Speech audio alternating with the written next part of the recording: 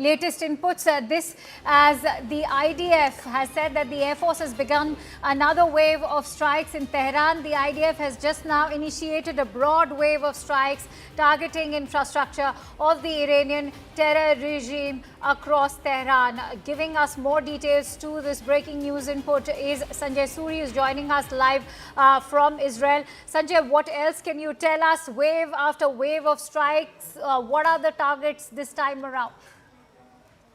Well, the targets are clear. There are multiple, but what the targets are is known. The priority now for the IDF and the US is to take out the missile launching capacity of Iran to the extent possible. It may be too early to say so, but they could be succeeding because the number of missiles coming into Israel has reduced over the last day. Certainly at night, there were several alarms, the siren went off several times, but then the gaps are turning out to be longer. We also do hear from the US CENTCOM that the missile launch is down to 86% of what it was at the start of the war. Now, it's of course entirely possible that Iran is managing this. It's managing the munitions and keeping missiles in strategic reserve for use later, or they are being taken out to a significant extent. That is not very clear. What is clear is that at least for now, the barrage of missiles from Iran appears to be reducing somewhat. And this new wave of attacks that has been announced is without doubt intended to smother that capacity to the extent possible. Okay, let's quickly bring in General Kocher into the conversation as well. But before that, let's put out more breaking news details that are trickling in as we speak. There's more breaking news we're going to flash out for you in just a moment. And we'll also put out visuals of the same, the fresh waves of attack that are being witnessed here.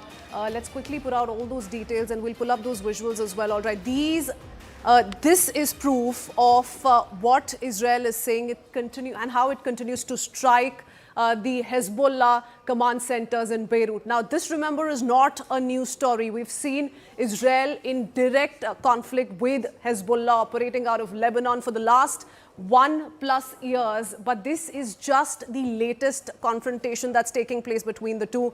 2-3 days back, we saw Hezbollah in action. So a proxy war, of course, being fought there. Hezbollah on the instructions of Iran taking on Israel. And this is how Israel claims it's giving it back to Hezbollah in Lebanon. It's also been sending out warnings. In fact, I do want to go across to Sanjay Suri on that note once again.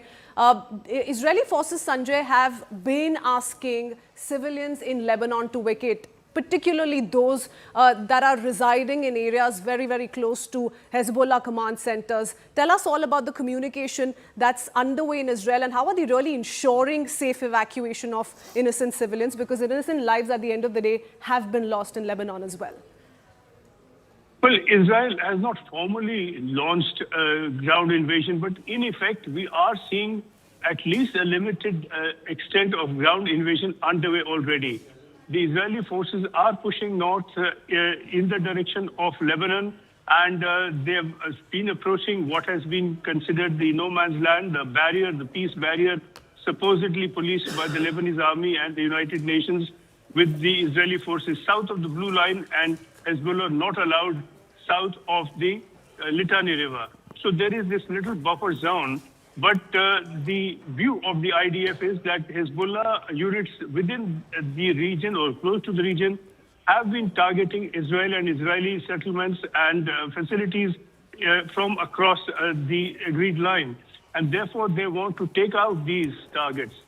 And of course, these are nestled among civilian areas, and therefore this order for evacuation.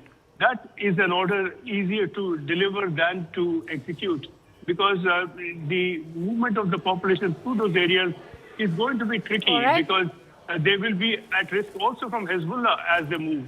So this is an operation, it's a delicate operation that is underway.